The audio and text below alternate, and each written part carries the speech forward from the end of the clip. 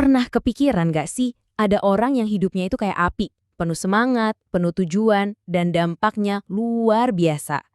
Nah, dalam pembahasan kita kali ini, kita akan pakai metafora api ini untuk menyelami kisah hidup yang seperti itu. Ini pertanyaan yang dalam banget ya kan? Kalau kita lihat, Tuhan itu nggak pernah kekurangan orang yang mau melayani. Tapi kenapa cuma segelintir yang hidupnya itu benar-benar berkobar, benar-benar on fire? Apa yang beda? Nah, untuk menjawab pertanyaan tadi, kita akan lihat langsung dari sebuah studi kasus yang luar biasa. Kisah hidup seorang penginjil legendaris dari Asia, namanya John Sung. Percaya deh, kisahnya ini bukan sekedar biografi, tapi sebuah jawaban hidup tentang apa artinya terbakar karena sebuah panggilan. Oke, kita mulai dari esensinya dulu ya. Bagian pertama ini kita sebut api yang tidak padam. Ini bukan cuma judul yang keren, tapi ini inti dari seluruh hidup John Sung yang akan kita bedah. Ayat dari kitab Yeremia ini, wow, ini pas banget buat gambarin apa yang dirasain John Sung.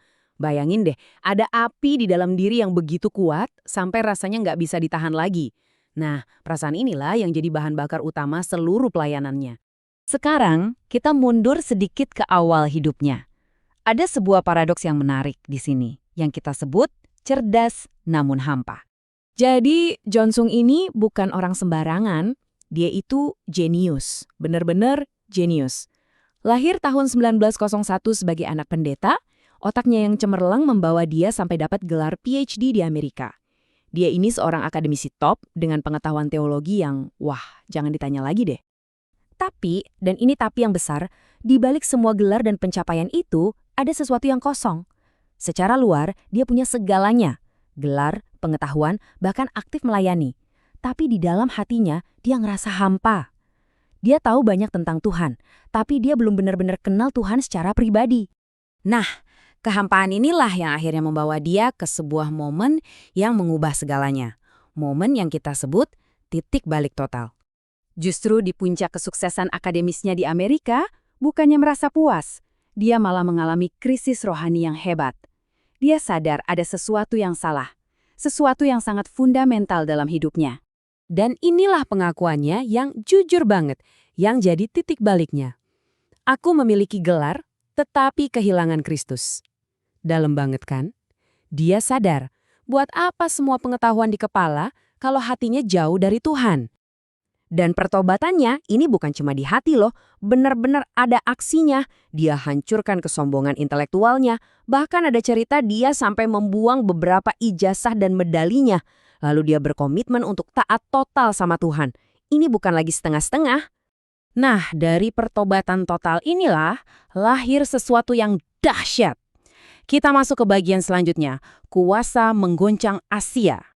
Begitu dia kembali ke Asia, pelayanannya itu meledak, kayak api yang menjalar cepat. Khutbahnya itu terkenal tajam dan langsung ke intinya, tapi tetap penuh kasih. Hasilnya, di setiap kota yang dia datangi, ribuan orang bertobat. Gereja yang tadinya adem ayem jadi panas lagi. Dampaknya benar-benar mengguncang seluruh benua. Pasti kita jadi mikir kan, kok bisa orang ini punya kuasa sebesar itu? Apa sih rahasianya? Apa strateginya? Jawabannya, ternyata sesederhana, tapi juga sedalam ini. Cuma satu kata, doa. Ini bukan doa biasa-biasa aja ya. Di balik pelayanannya yang hebat di depan umum, ada disiplin doa yang luar biasa di ruang pribadinya. Dia bangun pagi-pagi buta, berdoa berjam-jam, sampai nangis untuk orang-orang yang akan dia layani. Dia punya prinsip, tanpa doa, mimbar itu cuma panggung pertunjukan. Tapi, api yang menyala begitu terang, seringkali membakar dirinya dengan cepat. Kita sekarang masuk ke babak terakhir hidupnya. Obor yang habis terbakar. John Sung meninggal di usia 43 tahun. Cuma 43 tahun. Singkat banget, tapi dalam waktu yang singkat itu, dia benar-benar memberikan segalanya sampai habis. Kalau kita lihat warisannya, itu bukan hal-hal yang bisa dipegang. Dia nggak meninggalkan gedung gereja megah atau organisasi besar, apalagi harta. Yang dia tinggalkan itu jauh lebih berharga. Jiwa-jiwa yang hidupnya diubahkan, gereja-gereja yang bangkit kembali, dan satu generasi yang terinspirasi untuk hidup kudus. Oke, jadi setelah mendengar kisah yang luar biasa ini, pertanyaannya sekarang kembali ke kita. Apa yang bisa kita pelajari? Inilah bagian terakhir, warisan sebuah api.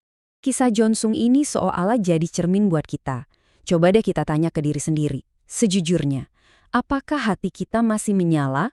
Bukan cuma soal seberapa sibuk kita melayani, tapi apakah apinya itu masih ada? Pertanyaan kedua, tentang sumber kekuatan kita.